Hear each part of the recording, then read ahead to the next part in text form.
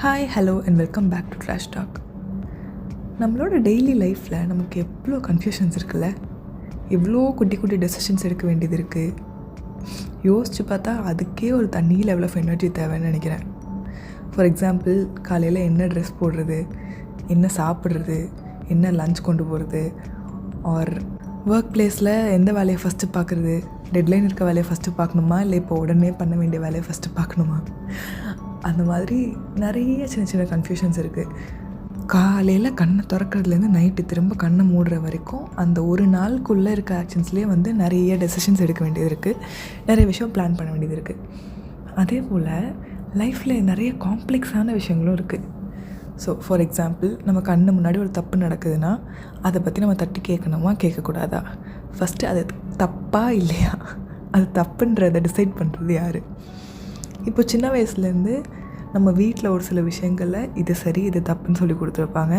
அதை தாண்டி நம்ம படித்த விஷயங்கள், படித்த மாரல் ஸ்டோரிஸ், இந்த மாதிரி ஒரு சில விஷயங்கள் பேஸ் பண்ணி நமக்குன்னு மைண்டில் ஒரு ஃப்ரேம் ஒர்க் மாதிரி இருக்கும். இது கரெக்டு, இது தப்பு அப்படின்ற மாதிரி. லா பேஸ் பண்ணியும் சரி, இல்லை இந்த மாதிரி religion based stories, culture based stories, அப்பா அம்மா சொல்கிறது இதெல்லாம் சேர்த்து ஆல்ரெடி நமக்கு இதுதான் கரெக்ட் இதுதான் தப்புன்னு ஒரு ஐடியா இருக்கும்.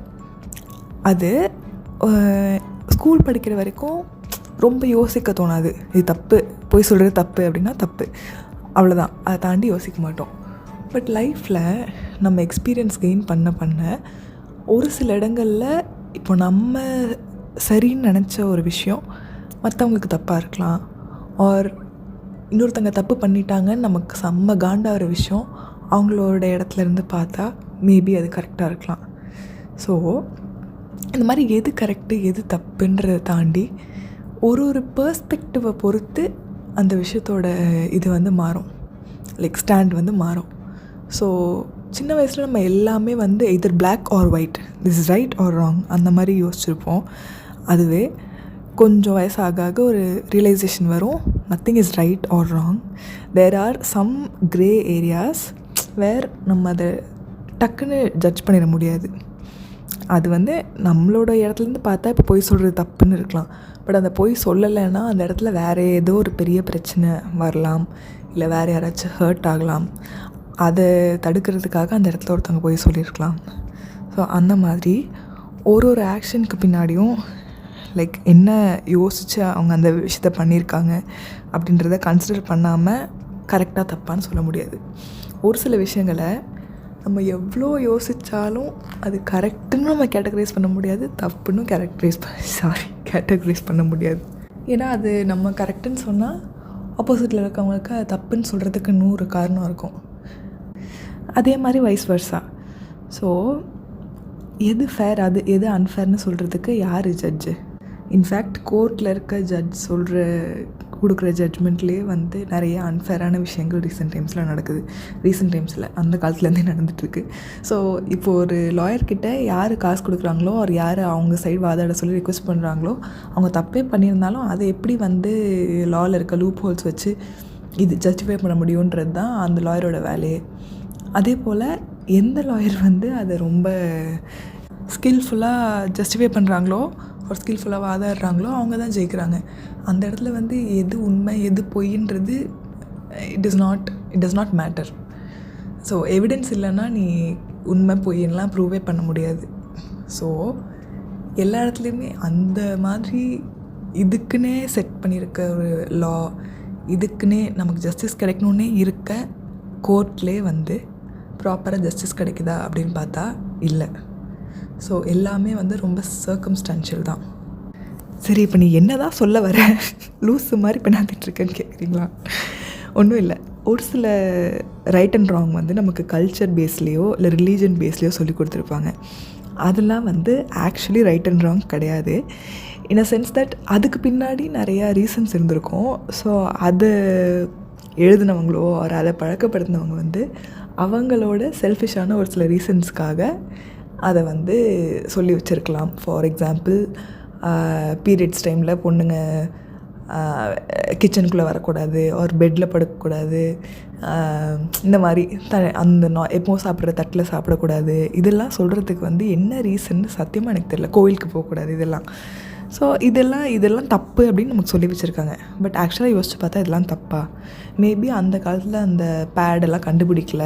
ஸோ அந்த மாதிரி கிச்சனில் போய் வேலை பார்த்தா அவங்களுக்கு கம்ஃபர்டபுளாக இருக்காது, அவங்களுக்கு ரெஸ்ட் தேவை, ப்ளஸ் ரொம்ப தூரம் ட்ராவல் பண்ணுறதோ வீட்டு விட்டு வெளியே வரதோ கம்ஃபர்டபுளாக இருக்காதுன்ற காரணத்துக்காக அவங்க யோசிச்சிருக்கலாம். பட் அது வந்து அப்படியே ஒரு என்ன சொல்கிறது, அது அப்படியே ஏன் சொல்கிறாங்க, எதுக்கு சொல்கிறாங்கன்னு யோசிக்காமல் தீட்டு அப்படின்னு சொல்லி இப்போ வரைக்கும் ஒரு சில வீட்டில் வந்து அதை ஃபாலோ பண்ணிகிட்ருக்காங்க. அதே மாதிரி இன்டர்காஸ்ட் மேரேஜுன்ற விஷயத்தை வந்து இப்போது வரைக்கும் ரொம்ப அகென்ஸ்டாக பார்க்குறாங்க. நம்மளோட அப்பா அம்மாவோட ஜென்ரேஷனில் இருக்கவங்க வரைக்கும் ரொம்ப அகென்ஸ்டாக தான் பார்த்துட்ருக்காங்க. ஸோ அது அந்த டைமில் பண்ணதுக்கான ரீசன் வந்து மேபி அவங்களோட வெளில போகக்கூடாதுன்றதுக்காகவா இருக்கலாம். இல்லை அந்த டைமில் ஒரு வேலையை ஒரு காஸ்ட்டுக்காரங்களுக்கு அசைன் பண்ணி வச்சுருந்தாங்க. அதுவே ஒரு ரொம்ப தப்பான விஷயந்தான். பட் அதான் அந்த பேஸிஸில் அந்த மாதிரி அவங்களோட ஒரு சில செல்ஃபிஷான ரீசன்ஸ்க்காக அதை வந்து ஒரு தப்பான விஷயமாக செட் பண்ணி வச்சுருக்காங்க. அது இப்போ வரைக்கும் வந்து தப்பாக பார்க்குறது எந்த விதத்தில் நியாயம்னு எனக்கு தெரியல. அதே போல் கிச்சன் வேலைனா வந்து பொண்ணுங்க தான் பார்க்கணும், ஒரு வீட்டில் இருக்க லேடிஸ் தான் பண்ணணுன்றது வந்து அந்த டைமில் இருந்த மென்னோட ஒரு செல்ஃபிஷான ரீசன்ஸ்க்காக தான் வந்து அதுவும் செட் பண்ணியிருப்பாங்க. ஆர் அந்த டைமில் மேபி அது கன்வீனியண்ட்டாக இருந்திருக்கலாம், அதுக்காக அதை ஃபாலோ பண்ணியிருக்கலாம். பட் அதை வந்து இப்போ வரைக்கும் ஃபாலோ பண்ணுறதுன்றது வந்து எந்த விதத்தில் நியாயம்?